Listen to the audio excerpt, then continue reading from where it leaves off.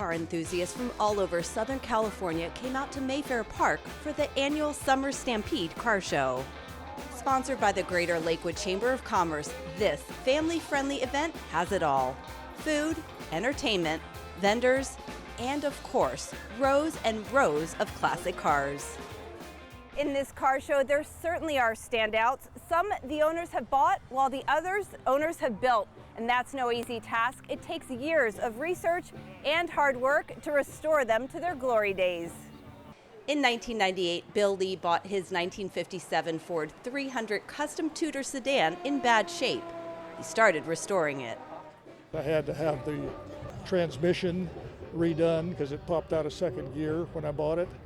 I had to have some disc brakes put on the front.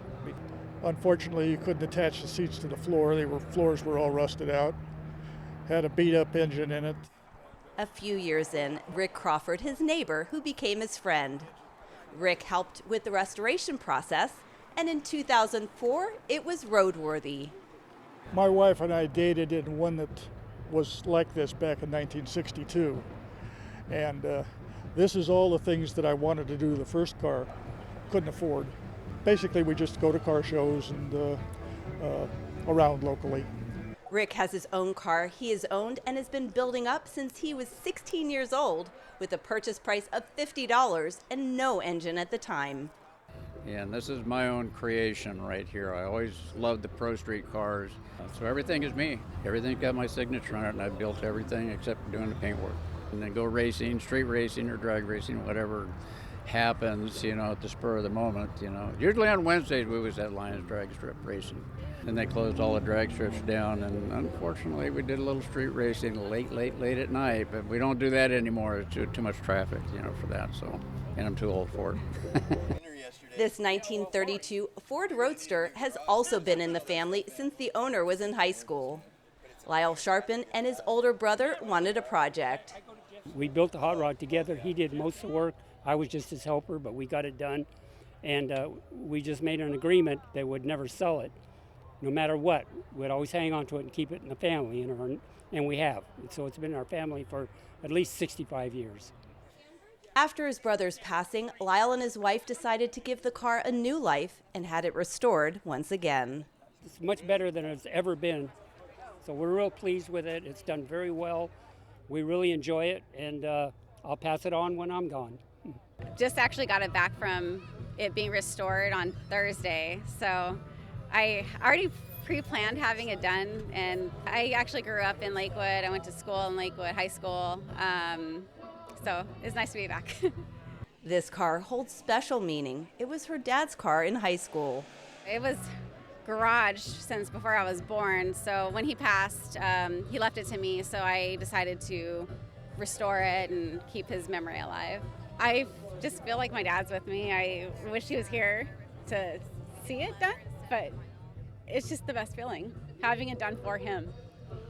This 1917 Ford Model T double-tank chemical car, basically a soda and acid fire extinguisher on wheels, Carl Lasky tells us, was operated by volunteers originally.